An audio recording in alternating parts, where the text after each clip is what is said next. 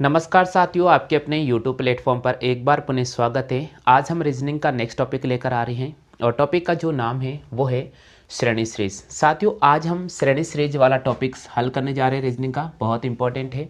सभी प्रकार की जो प्रतियोगिता परीक्षा होती है उसमें इस टॉपिक से प्रश्न बनते हैं। तो साथियों, आज मैं आपको विभिन्न प्रतियोगिता परीक्षा में आए हुए गत वर्ष के प्रश्न पत्रों को हल करा रहा हूं। तो उम्मीद मैं करता हूं कि टॉपिक आपको पसंद आएगा। साथ में आप नोट्स बनाएंगे और वीडियो को शेयर जरूर करेंगे। साथियों, अगर आप पहली बार हमारे यूट्यूब प्लेटफॉर्म पर जुड़ रहे हैं तो मेरा आपसे निवेदन है कि आज ही चैनल को सब्सक्राइब कर लीजिएगा। घंटी वाले बेल आइकन को जरूर इंप्रेस कर लेना। इससे क्या होगा, हम जितने भी क्लास लेकर आएंगे उसका नोटिफिकेशन आपको मिलता रहेगा। तो चलिए साथियों, आज की सीरीज का पहला question number first. Question number जो फर्स्ट आपको दे रखा है वो दे रखा है 225, उसके बाद आपको दे रखा है 289, उसके बाद आपको प्रश्नवाचक का चिन्ह दे रखा है और उसके बाद आपको 441 दे रखा है। आपसे पूछा गया प्रश्नवाचक पे कौन सा मान आएगा। ऑप्शंस आपको दे रखा है 361, बी ऑप्शन दे रखा है 375, सी ऑप्शन दे रखा है 360 और डी ऑप्शन दे रखा आपको इनमें से कोई नहीं। अगर सभी स्टूडेंट को इस प्रश्न का आंसर आता है तो फटाफट से कमेंट कर दीजिएगा आंसर क्या रहने वाला है। जी, स्क्रीन पर आपको एक प्रश्न नजर आ रहा है। सबसे पहले आप ध्यानपूर्वक प्रश्न को देख लीजिएगा और उसके बाद अगर आपको इस प्रश्न का आंसर आता है तो भैया जरूर कमेंट करें कि आंसर क्या होगा। जी देखिए, यहाँ पर आप सबसे पहले मैं आपको तरीका बता देता हूँ। यहाँ लिखा गया है 225, उसके बाद लिखा गया 289, फिर प्रश्नवाचक का चिन्ह और 441। साथियों, 225 और 219 आपको क्या करना होगा, ये देखना होगा। देखिए, जब भी आप सीरीज अगर हल करने जा रहे हो तो इससे संबंधित जो महत्वपूर्ण तरीके होते हैं वो आपको याद होना चाहिए। इसका जो पहला तरीका याद होना चाहिए कि आपको वर्ग याद होने चाहिए, आपको संख्याओं के वर्ग याद होना चाहिए। दूसरा पॉइंट, आपको संख्याओं के गण याद होने चाहिए। अगर आपको वर्ग याद है, अगर आपको गण याद है तो आसानी से आप इन प्रश्नों को हल कर सकते हैं। तो साथियों देखिएगा, अगर यहां इसकी बात करें 225 की तो ये 15 का स्क्वायर है और इसकी बात करें 289 की तो ये 17 का स्क्वायर है। तो यहां देखा 15 का स्क्वायर, उसके बाद 17 का स्क्वायर, उसके बाद प्रश्नवाचक का चिन्ह है और इसकी अगर अपन बात करें तो ये अपने पास में 21 का स्क्वायर है। तो कहीं ना कहीं एक चीज मिल रही है, 15 में 2 जोड़ा तो 17 और 17 में हमें क्या करना पड़ेगा, 2 ऐड करना पड़ेगा। तो यहाँ पर क्या आ जाएगा 19, तो हमें 19 का स्क्वायर करना होगा। और आपको पता होगा 19 का जो स्क्वायर होता है वो होता है 361। कितना होता है, 361। तो यहाँ पर आपको कौन सा ऑप्शन को राइट करना होगा, यहाँ पर आपको ए ऑप्शन को राइट करना पड़ेगा। क्लियर हो गया, आ गया सभी को समझ में। चलो कॉपी कर लो फटाफट से, कॉपी कर लीजिए फटाफट से। क्वेश्चन दे रखा है 225, उसके बाद दे रखा है 219, उसके बाद प्रश्नवाचक का चिन्ह है और फिर दे रखा है 441। तो आपसे पूछा गया प्रश्नवाचक चिन्ह पे कौन सा मान आएगा, तो प्रश्नवाचक चिन्ह पर जो मान आएगा 361 आ जाएगा। क्लियर हो गया।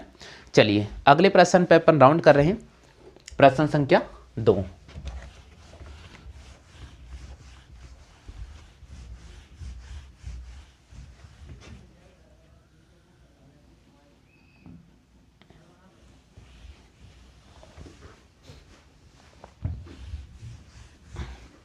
चलिए प्रश्न संख्या 2 है,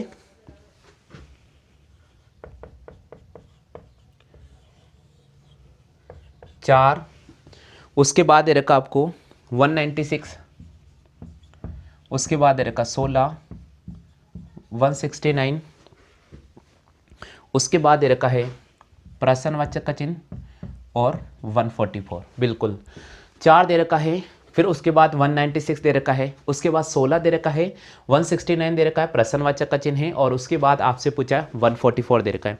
आपसे पूछा है क्वेश्चन मार्क पर क्या मान आएगा। ऑप्शन दे रखा है 21, 81, 36 और 32।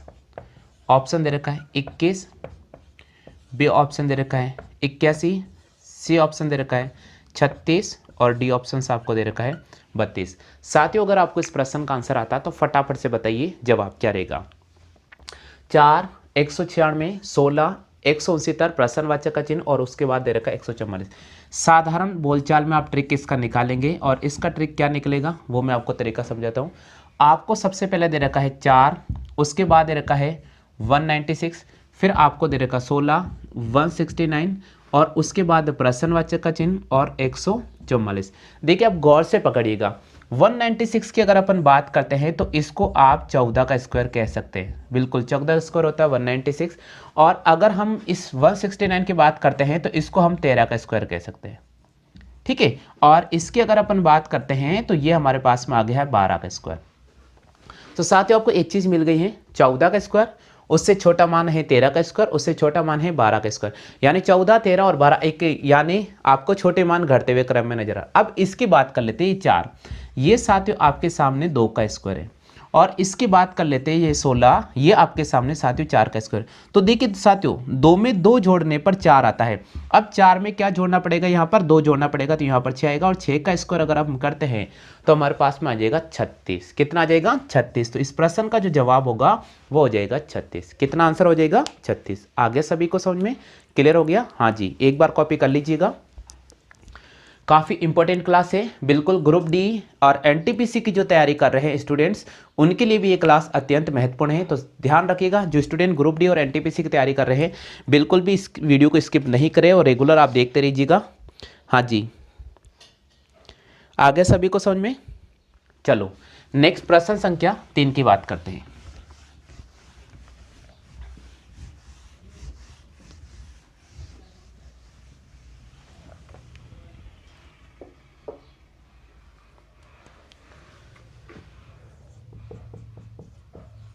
चलो अपन चलते हैं प्रश्न संख्या 3 पर। तीसरा प्रश्न दे रखा है 16, 15, 36, 35। 16, 15, 36, 35।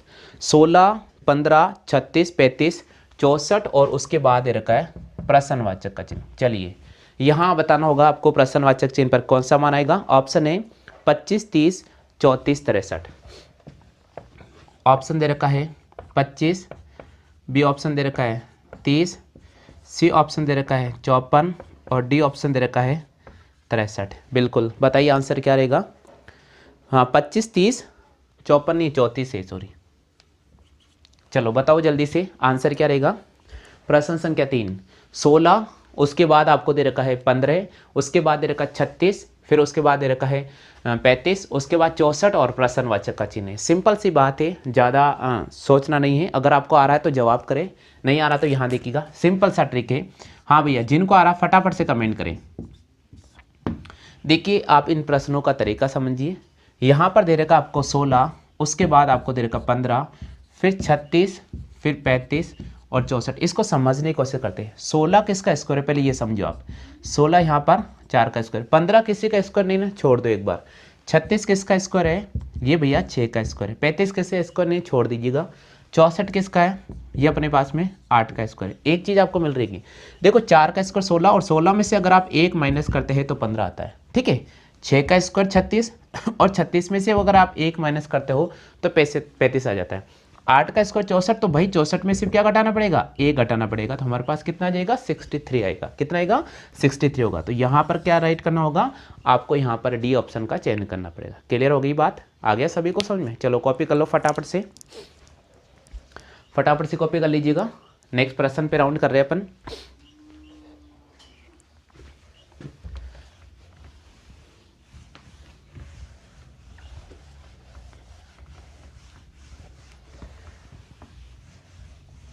प्रश्न संख्या 4। प्रश्न संख्या 4 दे रखा है आपको 2, 3, 10, 15, 2, 3, 10, 15 और उसके बाद आपको दिया है प्रश्नवाचक का चिन्ह। चलिए बताना होगा आंसर क्या रहेगा। ऑप्शन दे रखा है 25, 26, 24, 30। ऑप्शन दे रखा है 25, 26, 24 और ये 30 दे रखा है। हाँ जी बताइए जल्दी से। एसएससी के एग्जाम में आ चुका है, सीपीओ एग्जाम 2012 में यही प्रश्न पूछा गया था। तो अगर जिन स्टूडेंट को प्रश्न संख्या इसका जवाब आ रहा है तो फटाफट से कमेंट करें।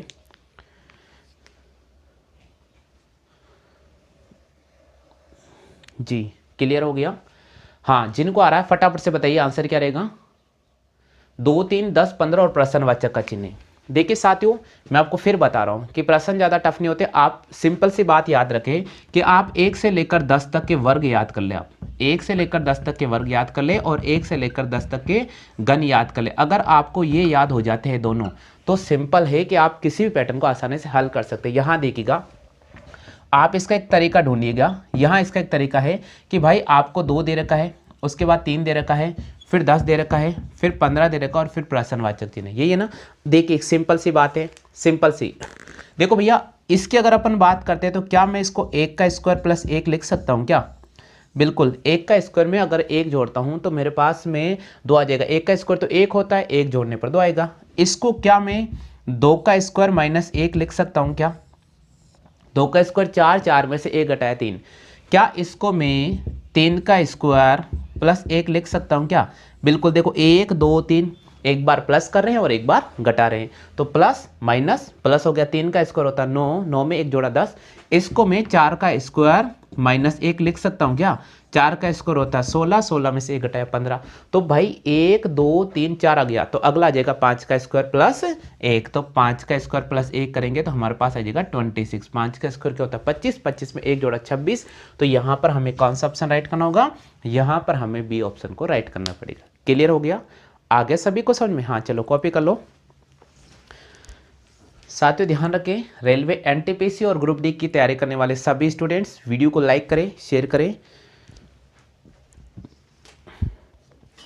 चलिए बात करेंगे प्रश्न संख्या 5 की।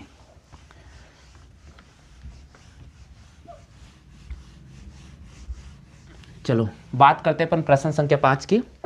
पांचवा प्रश्न से आपको स्क्रीन पे नजर आएगा अभी। पांचवा प्रश्न क्या दे रखा है?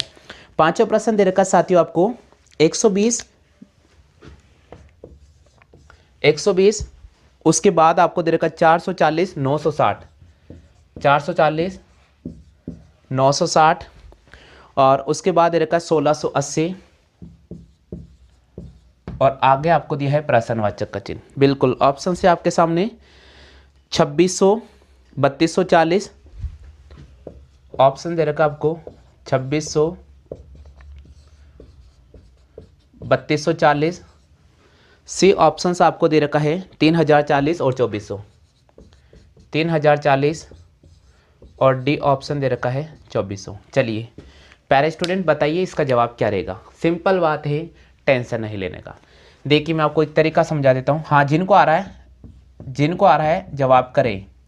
ट्रिक्स यहाँ मैं समझाऊंगा। पहले क्वेश्चन लिख रहा हूँ 120, 440, 960, 1680 और उसके बगल में दे रखा आपको प्रश्नवाचक का चिन्ह। ठीक है, इसको अपन कैसे हल करेंगे यहाँ देखिएगा। क्या मैं 120 को 11 का स्क्वायर माइनस 1 लिख सकता हूँ क्या? क्योंकि 11 का स्क्वायर 121 और 1 घटाने पर 120 आता है। क्या मैं इसको 21 का स्क्वायर माइनस 1 लिख सकता हूँ क्या? 21 का स्क्वायर होता है 441 और अगर मैं 1 घटाता हूँ तो 440 आ गया। क्या मैं 960 को 31 का स्क्वायर माइनस 1 लिख सकता हूँ क्या? 31 का स्क्वायर होता है 961 और 1 घटा देंगे हम तो 960। क्या मैं इसको 41 का स्क्वायर माइनस 1 लिख सकता हूँ क्या?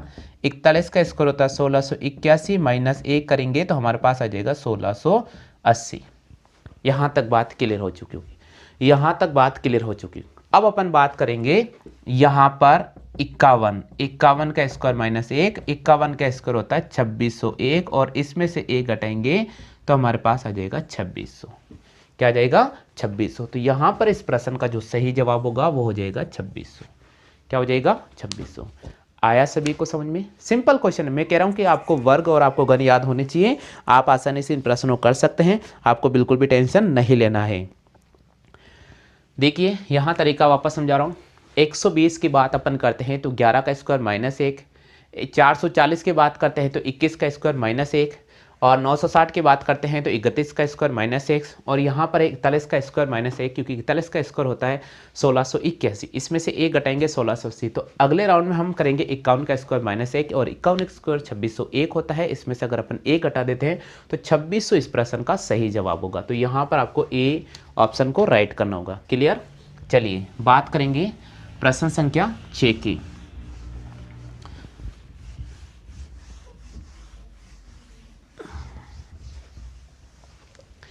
चलिए बच्चों, बात करते हैं प्रश्न संख्या 6 की।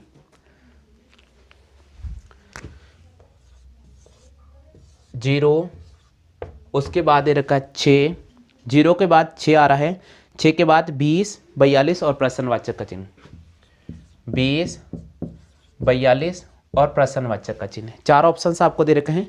ऑप्शन की अगर अपन बात करते हैं तो आपको दे रखा है 82, 81, 72, 76। 82, 81, 72 और ये 76। ये 4 ऑप्शन आपके पास में बगल में है। हाँ जी, बताइए जवाब क्या रहेगा। 0, 6, 20, 42 और प्रश्नवाचक का चिन्ह है।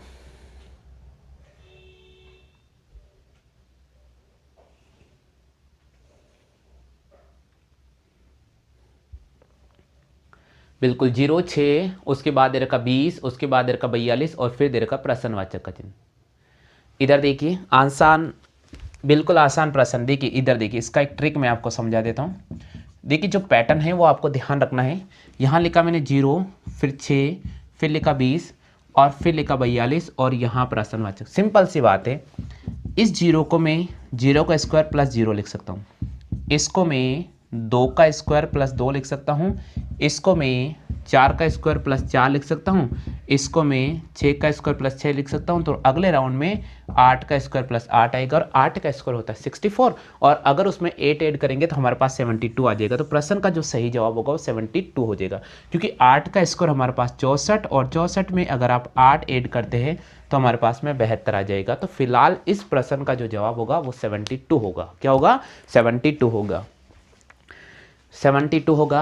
रेलवे एनटीपीसी ग्रुप डी, बिल्कुल रेलवे एनटीपीसी और ग्रुप डी की तैयारी करने वाले सभी स्टूडेंट स्पेशल तौर पे आप इन क्लास को ले लीजिएगा, क्योंकि बहुत बेनिफिट मिलने वाला है एग्जाम में आपको इन पैटर्नों को देखकर। ठीक है, तो कोशिश कीजिएगा एनटीपीसी वाले और ग्रुप डी वाले विशेष इन बच्चों शेयर कर दीजिए क्लास को। नेक्स्ट प्रश्न,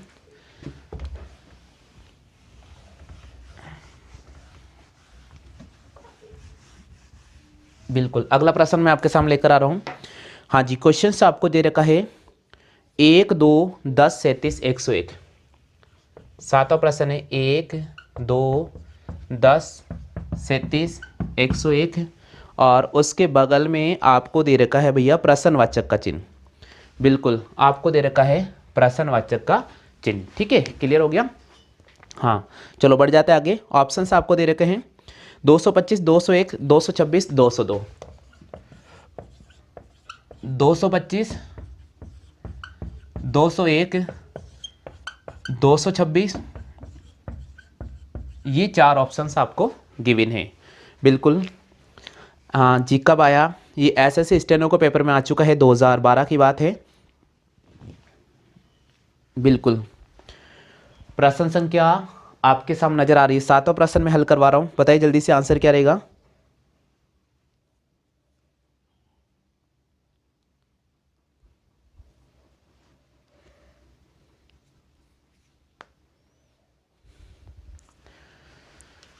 बिल्कुल पैटर्न देखिएगा। इधर देखो इसका पैटर्न क्या होगा। सबसे पहले यहाँ 1 लिखा गया है, फिर आपके सामने 2, फिर 10, फिर 37 और फिर बगल में 10 और फिर प्रश्नवाचक का चिन्ह। देखिए सिंपल सी बात है। क्या मैं इसको 0 का स्क्वायर प्लस 1 लिख सकता हूँ क्या? बिल्कुल लिख सकते हैं। क्या मैं इसको 1 का स्क्वायर प्लस 1 लिख सकता हूँ क्या? बिल्कुल लिख सकते हैं। क्या मैं इसको 3 का स्क्वायर प्लस 1 लिख सकता हूँ? बिल्कुल लिख सकते हैं। क्या मैं इसको 6 का स्क्वायर प्लस 1 लिख सकता हूँ? लिख सकते हैं बिल्कुल। क्या मैं इसको 10 का स्क्वायर प्लस 1 लिख सकता हूँ क्या? लिख सकते हैं। चलो अब हमें देखना होगा कि भाई 0 दे रखा है, 1 दे रखा है, पहले 1 दे रखा है। ठीक है, चलो अब हमें देखना होगा कि यहाँ पर ये राउंड कैसे कर रहा है। यहाँ पर राउंड कैसे कर रहा है? 0 से ये सबसे पहले 1 पर गया, 1 से यहाँ पर 3 पर गया, 3 से यहाँ पर 6 पर गया। तो यहाँ इसने 1 ऐड किया, यहाँ इसने 2 ऐड किया, यहाँ इसने 3 ऐड किया और यहाँ इसने 4 ऐड किया। देखिएगा 0 में 1 जोड़ने पर 1 आता है, 1 में 2 जोड़ने पर 3 आता है, 3 में 3 जोड़ने पर 6 और 6 में 4 जोड़ने 10। तो अगले राउंड में अपन ऐड करेंगे 5। तो यहाँ हो जाएगा 15 का स्क्वायर प्लस 1 और आपको पता होगा 15 का स्क्वायर तो भैया 225 होता है और अगर आप 1 जोड़ोगे तो हमारे पास में 226 226 हो जाएगा। क्या हो जाएगा 226। बिल्कुल ऑप्शन है आपके पास में 226 ऑप्शन है, तो बिल्कुल आपको राइट करना होगा। ये एक तरीका है, बहुत आसान है। मैं आपको फिर बता रहा हूँ, 1 से लेकर 10 तक के आपको वर्ग याद होने चाहिए और 1 से लेकर 10 तक के आपको घन याद होने चाहिए। आसानी से आप इन प्रश्नों को हल कर सकते हैं। क्लियर हो गया? आया सभी को समझ में? चलिए नेक्स्ट प्रश्न की बात करेंगे।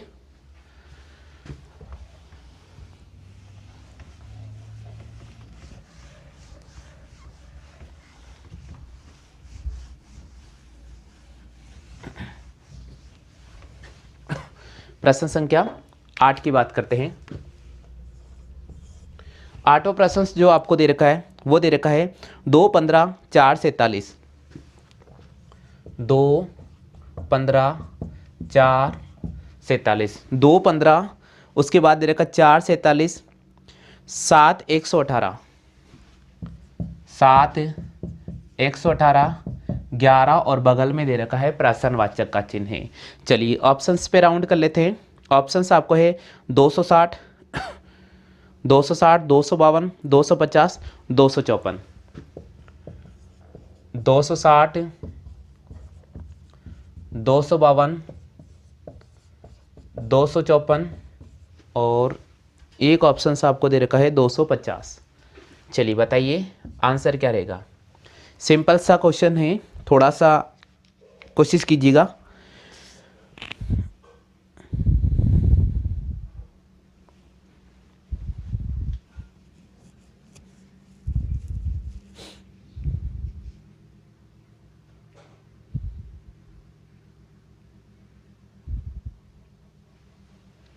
बिल्कुल सिंपल क्वेश्चन है। इधर देखिएगा इसका तरीका क्या है। देखिए यहाँ पर आप खुद कोशिश कर रहे हैं क्वेश्चन की, लेकिन यहाँ पर देखिए तरीका पकड़िए। सबसे पहले आपने लिखा 2 और उसके बगल में आपने लिखा 15, फिर आपने लिखा 4, फिर 47, फिर 7, 118, फिर 11। पहले आप मार्ग पकड़ रही, रास्ता पकड़ना आना चाहिए। हमने छोटी संख्या पे राउंड करना शुरू किया। देखिए बच्चों यहाँ देखो 2 से गया 4, 4 से गया 7, 7 से गया 11। पहले इसको पकड़ते हैं। 2 में 2 ऐड किया तो 4, 4 में 3 ऐड किया 7, 7 में 4 ऐड किया 11। इसका मतलब 2, 3, 4। तो कहीं ना कहीं एक पैटर्न ये चल रहा है कि यहाँ पर हमें 5 ऐड करना पड़ेगा, तो यहाँ हमारे पास क्या हो गया 16 आ जाएगा। यानी छोटी छोटी संख्या में निकाल रहा हूँ। अगर आपसे एक और प्रश्न आगे देता, क्वेश्चन मार्क देता कि क्या आएगा, तो हम निकाल सकते हैं कि 16 आएगा। चलो ठीक है, अब देखिएगा यहाँ देखो बच्चों, यहाँ देखना 4 का स्क्वायर में से आप 1 घटाओ। 4 का स्क्वायर 16, 16 में से 1 घटाते हैं तो हमारे पास 15 आता है। यहाँ देखो बच्चों 7 का स्क्वायर में से आप 2 घटा दीजिएगा। 49 में से 2 घटाया 47। यहाँ देखो 11 का स्क्वायर में से आपने 3 घटाया, 121 में से 3 घटाया 118 आ चुका है। अब इसी प्रकार हम 16 का स्क्वायर में से 4 घटा देंगे। तो 16 का स्क्वायर में से आप क्या घटाएंगे 4 स्क्वायर। 16 का स्क्वायर होता है 256 और 4 घटाएंगे तो हमारे पास हो जाएगा 252। तो इस प्रश्न का जो जवाब होगा वो 252 होगा।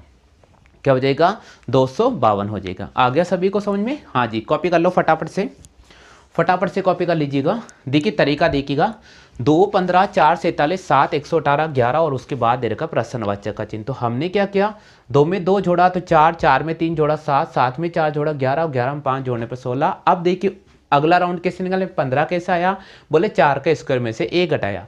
बोले 47 कैसे आया, 7 के स्क्वायर में से 2 घटाया। 118 कैसे आया, 11 के स्क्वायर में से 3 घटाया। तो नेक्स्ट राउंड है 16, 16 के स्क्वायर में से आपको 4 घटाना पड़ेगा। क्लियर हो गया? चलिए हाँ, प्रश्न संख्या 9 और प्रश्न संख्या 10 कोशिश कीजिएगा। रेगुलर आपको इसी समय क्लासें मिलेगी, ध्यान रखिएगा। ग्रुप डी एनटीपीसी की तैयारी करने वाले सभी स्टूडेंट विशेषकर, और मैं आपको कह रहा हूँ कि रीजनिंग की अगर आप में तैयारी है, सिलेबस में रीजनिंग टॉपिक है, तो आप इसको पढ़ते जाइएगा। हम जो टॉपिक आपको करा रहे हैं बहुत इंपॉर्टेंट रहने वाले एग्जाम की दृष्टि से। तो चलिए दोस्तों हम बात करेंगे प्रश्न संख्या 9 की। 9वां प्रश्न है 1, 8, 27, 64। 1, 8, 27, 64 और उसके बगल में दे रखा आपको प्रश्नवाचक का चिन्ह। ऑप्शंस आपको दे रखा है 25, बी ऑप्शन दे रखा है 625, सी ऑप्शन आपको दे रखा है 125 और डी ऑप्शन दे रखा है आपके सामने इनमें से कोई नहीं। कोशिश कीजिए स्टूडेंट्स, इस प्रश्न का जवाब क्या लेकर आएंगे आप, कोशिश कीजिएगा। आपको दे रखा 1, 8, 27, 64। देखिए मैंने आपको पहले ही बोला कि आपको 1 से लेकर 10 तक के घन याद होने चाहिए। 1 से लेकर 10 तक के अगर आपको घन याद हैं तो आप आसानी से निकाल सकते हैं। भैया यहाँ देखो, 1 का क्यूब होता है भैया 1, 2 का क्यूब होता है 8, 3 का क्यूब होता है 27, 4 का क्यूब होता है 64, तो नेक्स्ट राउंड में 5 का क्यूब होता है हमारे पास में क्या 125। तो इसके अकॉर्डिंग हम देखते हैं इस प्रश्न का जवाब होगा 125। इसलिए मैं आपको कह रहा हूँ, बार बार कह रहा हूँ, 1 से लेकर 10 तक के वर्ग और घन अच्छी तरह से याद कर लो अगर आपको इन क्वेश्चनों को अच्छी तरह से हल करना है तो। ठीक है, चलिए 10वां प्रश्न से, आज की सीरीज का 10वां प्रश्न से सभी स्टूडेंट कमेंट कीजिए 10वें प्रश्न का आंसर क्या रहेगा। सभी स्टूडेंट कमेंट करना 10वें प्रश्न का आंसर क्या होगा। 3, 8, 5। 10वां प्रश्न दे रखा है 3, 8, 5, उसके बाद दे रखा 27, 3, 8, 5, 27, 8, 64, 3, 8, 5 बिल्कुल सही है। 27 उसके बाद दे रखा है 8, 64, 12, 8, 64, 12 और उसके बाद दे रखा है 125 और फिर आपको दे रखा भैया प्रश्नवाचक का चिन्ह। बताइए प्रश्नवाचक पे कौन सा मान आने वाला है, प्रश्नवाचक चिन्ह पे कौन सा मान आने वाला है। 16, 17, 18 और ऑप्शन दे रखा है इनमें से कोई नहीं। तो सभी साथियों से मेरा निवेदन है, प्रश्न संख्या 10 जिसका स्क्रीन पर मैंने आपको क्वेश्चन दिया है, उम्मीद मैं करूंगा साथियों आप इस प्रश्न का जरूर जवाब कमेंट करेंगे। क्वेश्चन नंबर फर्स्ट है जिसका टाइटल है विषम का चयन करो।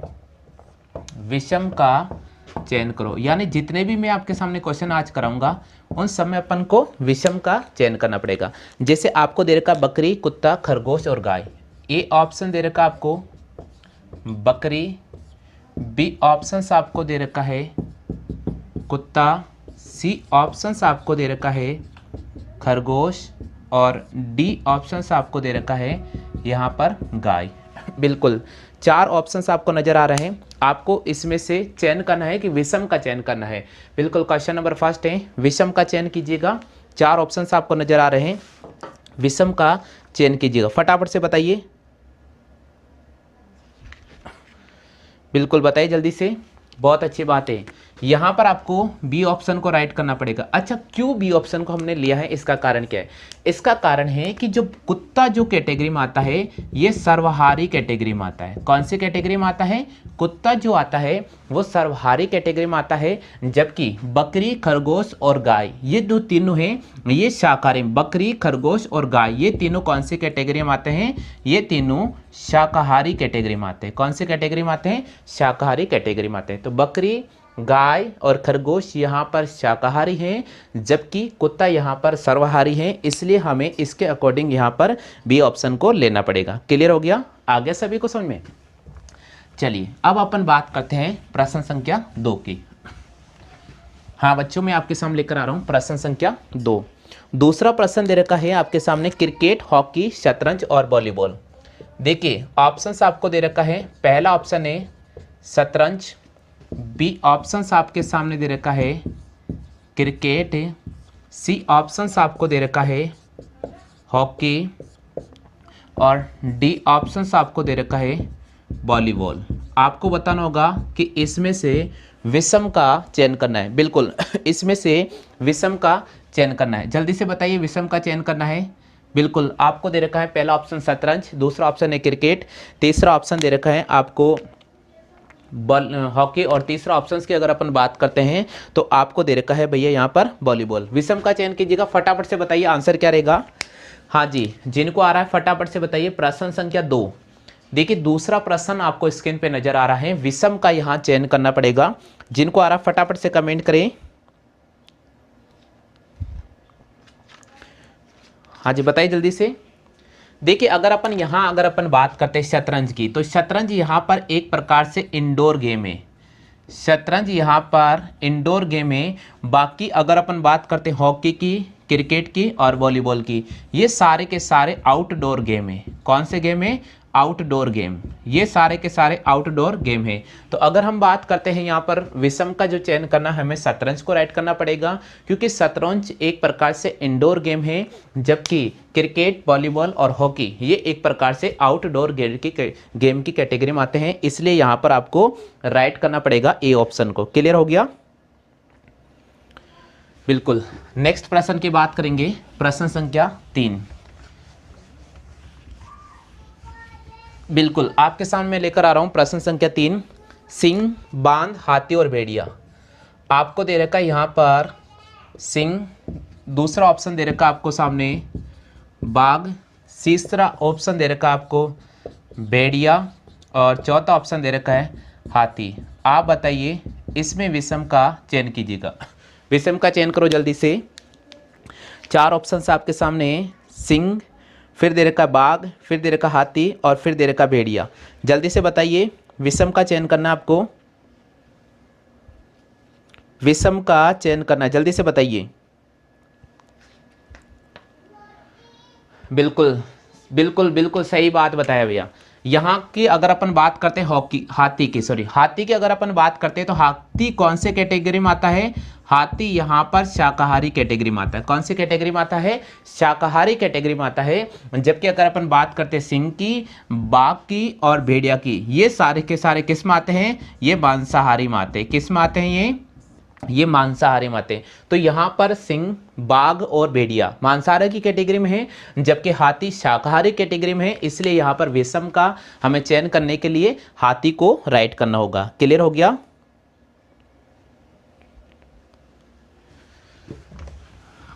नेक्स्ट प्रश्न की बात करते हैं।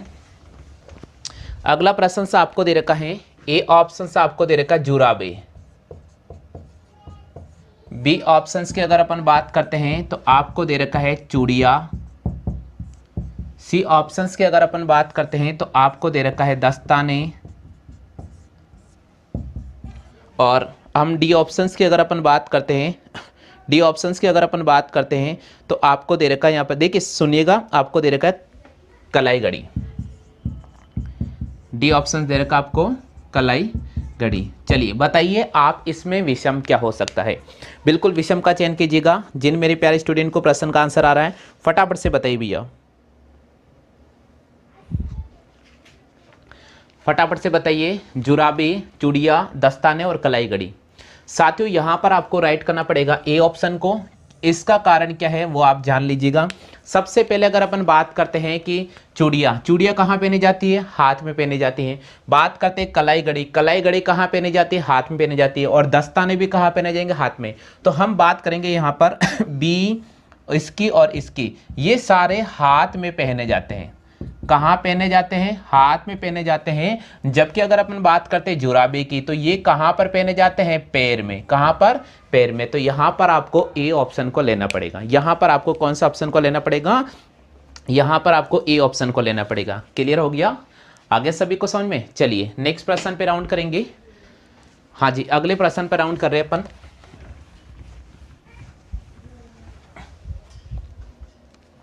चलो अगला प्रश्न आपको दे रखा है किलोमीटर, किलोग्राम, फलांग और गज। ऑप्शन दे रखा आपको किलोमीटर, बी ऑप्शंस की अगर अपन बात करते हैं तो आपको दे रखा है किलोग्राम, किलोमीटर, किलोग्राम। उसके बाद सी ऑप्शंस की अगर अपन बात करते तो आपको दे रखा गज, और डी ऑप्शंस की अगर अपन बात करते तो आपको दे रखा फलांग। बताइए आपको इनमें विषम कौन सा हो सकता है? आपको बताना होगा। बिल्कुल यहाँ बताइए आपके सामने विषम कौन सा होगा? 4 ऑप्शंस आपको दे रखे हैं, किलोमीटर, किलोग्राम, फलांग और गज। किलोमीटर, किलोग्राम, फलांग और गज। बिल्कुल बताइए जल्दी से। देखिए अगर अपन यहाँ बात करते हैं, अगर आप गौर से इन प्रश्नों को पढ़ोगे तो आप आसानी से निकाल सकते हैं। किलोमीटर यानी दूरी को बता रहा है, गज दूरी को बता रहा है, फलांग दूरी को बता रहा है। यानी हम ये कह सकते हैं यहाँ पर कि किलोमीटर, गज और फलांग ये दूरी से संबंधित है। जबकि अगर किलोग्राम की बात अपन करते हैं तो ये भार से संबंधित है। किससे संबंधित है? ये वेट को बता रहा है, ये वेट को बता रहा है। तो हम यहाँ कहेंगे किलोमीटर, गज और फलांग ये दूरी से संबंधित है, जबकि भार यहाँ पर किलोग्राम जो बता रहा है ये भार से संबंधित है, तो इसलिए आपको यहाँ पर जो ऑप्शन राइट करना पड़ेगा वो आपको लेना पड़ेगा बी ऑप्शन। कौन सा ऑप्शन लेना पड़ेगा? आपको यहाँ पर बी ऑप्शन लेना पड़ेगा। चलिए नेक्स्ट प्रश्न की बात करते हैं। नेक्स्ट प्रश्न की बात करते हैं भैया, प्रश्न संख्या 6 है, प्याज, आलू, टमाटर और गाजर।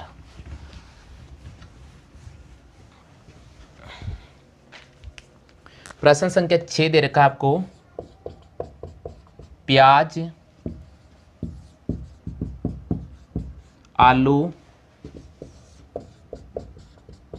गाजर, टमाटर। चलिए बताइए, विषम का चयन कीजिए। इसमें विषम क्या होगा? विषम का चयन करके बताना होगा कि इसमें विषम क्या होगा।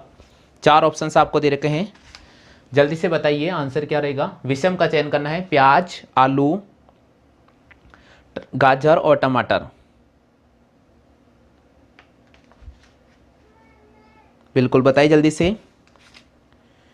बिल्कुल सही बात है भैया, यहां पर आपको टमाटर को राइट करना होगा। किसको राइट करना होगा? टमाटर। अच्छा, टमाटर को राइट क्यों किया? इसका कारण है, सबसे पहले टमाटर मिट्टी के ऊपर यानी बाहर की ओर है, बाहर की ओर लगता है। आपने देखा होगा टमाटर तो सीधा बाहर की ओर लगता है, जबकि अगर अपन बात करते हैं प्याज मिट्टी के अंदर, आलू की बात करते हैं मिट्टी के अंदर, और गाजर की बात करते हैं मिट्टी के अंदर। तो यहां पर आपको डी ऑप्शन को राइट करना पड़ेगा क्योंकि ये बाहर की ओर लगता है। क्लियर हो गया?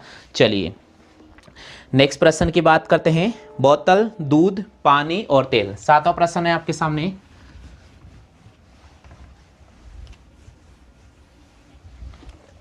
सातवां प्रश्न है, ए ऑप्शन आपको दे रखा बोतल,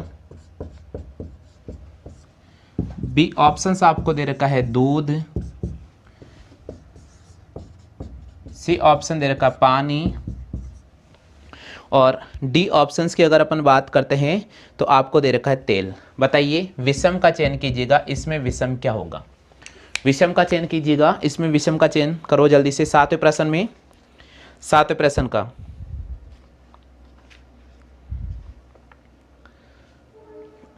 बिल्कुल सही बात है, यहाँ पर आपको ए ऑप्शन को राइट करना पड़ेगा। अच्छा, क्यों राइट करना पड़ेगा? इसका कारण क्या है? देखिए, अगर अपन दूध की बात करते हैं तो ये तरल माध्यम है, लिक्विड अवस्था में होता है। तेल की बात करते हैं तो ये भी तरल अवस्था में होता है, और अगर मैं पानी की बात करता हूं तो ये भी कौन सी अवस्था में होता है? तरल अवस्था में। तो ये सारे के सारे आपको तरल अवस्था में मिलेंगे, जबकि बोतल यहाँ बंद है, ठोस अवस्था में हो सकती है। ठीक है, क्लियर हो गया आगे सभी को समझ में? तो यहाँ पर आपको ए ऑप्शन को राइट करना होगा। अब बात करेंगे प्रश्न संख्या 8 की। चलिए बात करते हैं प्रश्न संख्या 8। 8वां प्रश्न देखा, साइकिल, मोटरसाइकिल, मोपेड और स्कूटर। आपको दे रखा है यहाँ साइकिल, बी ऑप्शन दे रखा आपको मोटरसाइकिल, सी ऑप्शन आपको दे रखा मोपेड, और डी ऑप्शंस की अगर अपन बात करते हैं तो आपको दे रखा है स्कूटर। बताइए इसमें विषम का चयन कीजिएगा। 8वीं में एसएससी एग्जाम में अब पूछा जा चुका है 2000 के अंदर। 8वें प्रश्न में विषम का चयन करो जल्दी से। बिल्कुल सही भैया, यहाँ साइकिल को राइट किया, बहुत अच्छी बात है। इसका कारण क्या है? इसका कारण है कि मोटरसाइकिल में पेट्रोल की आवश्यकता पड़ेगी, मोपेड के अंदर पेट्रोल की आवश्यकता पड़ेगी, स्कूटर में पेट्रोल की आवश्यकता पड़ेगी, बट साइकिल में आपको पेट्रोल की आवश्यकता बिल्कुल भी नहीं पड़ने वाली है। तो क्लियर हो गया? तो यहाँ पर आपको ए ऑप्शन को राइट करना पड़ेगा। हाँ जी, चलिए नेक्स्ट प्रश्न की बात करते हैं। अगला प्रश्न से आपको दे रखा है घृणा। ए ऑप्शन दे रखा आपको घृणा, बी ऑप्शन आपको दे रखा है क्रोध, सी ऑप्शन आपको दे रखा है रोना, और डी ऑप्शन आपको दे रखा है प्रेम। चलिए बताइए प्रश्न संख्या 9 का जवाब क्या रहने वाला है? प्रश्न संख्या 9 का जवाब क्या रहने वाला है?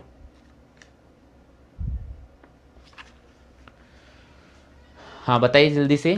बहुत अच्छी बात है, बहुत अच्छी बात है। देखिए घृणा आप किसी से कर रहे हैं, क्रोध अगर आप में आ रहा है, प्रेम अगर आप में आ रहा है, तो ये सारे के सारे आपको इंडिकेट करेंगे यहां पर क्या, किससे इंडिकेट करेंगे, पहले ये समझिएगा, समझने की कोशिश कीजिएगा जल्दी से।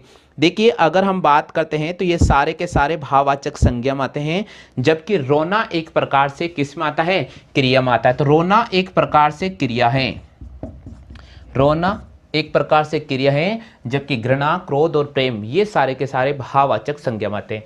तो यहां इन सबको आपको किस में राइट करना पड़ेगा, भाववाचक, भाववाचक संज्ञा में आपको लेना पड़ेगा, जबकि रोना अपने आप में एक क्रिया है, रोना अपने आप में एक क्रिया है। क्लियर हो गया। तो यहां पर आपको सी ऑप्शन को लेना होगा। चलिए नेक्स्ट प्रश्न की बात करते हैं।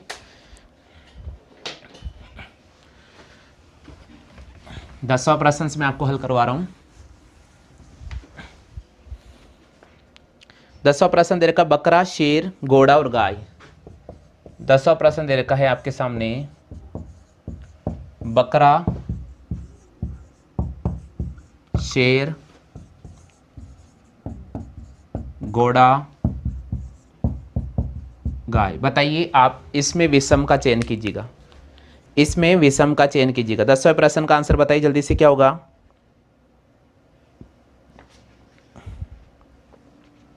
बिल्कुल सही बात है भैया, यहां पर बी को जवाब करना पड़ेगा। इसका कारण क्या है, पहले आप कारण समझिएगा। देखिए बकरा यहां पर पालतू पशु है और इसके अलावा शाकाहारी है। इसी प्रकार गाय पालतू पशु है और शाकाहारी है, घोड़ा पालतू पशु और शाकाहारी, बट शेर एक प्रकार से मांसाहारी है। शेर एक प्रकार से मांसाहारी है और इसको आप पाल नहीं सकते हो, इसको आप पाल नहीं सकते हो। क्लियर हो गया। तो ये पालतू पशु की कैटेगरी में बिल्कुल भी नहीं आने वाला है, ये पालतू पशु कैटेगरी में बिल्कुल भी नहीं आने वाला है। क्लियर हो गया। तो साथियों आज की सीरीज में मैंने आपको टॉप 10 क्वेश्चंस कराए हैं। विद्यार्थी अंक हम रीजनिंग का नेक्स्ट टॉपिक आपके सामने लेकर आ रहे हैं। इससे पहले हमने कोडिंग डिकोडिंग आपको कंप्लीटली पढ़ा दिया है। उम्मीद तो मैं करूंगा कि रीजनिंग का ये दूसरा टॉपिक जो आप अगर शुरुआत से देख रहे हैं तो आपको बहुत पसंद आ रहा होगा। आज के लिए बस इतना ही साथियों। आप पहले बार हमारे यूट्यूब प्लेटफॉर्म पर जुड़ रहे हैं तो जरूर चैनल को सब्सक्राइब कर लीजिएगा, घंटे वाले बेल आइकन को जरूर इंप्रेस कर लेना। इससे क्या होगा, जो हम आपके सामने वीडियो लेकर आ रहे हैं उसका नोटिफिकेशन आपको तुरंत मिल जाएगा।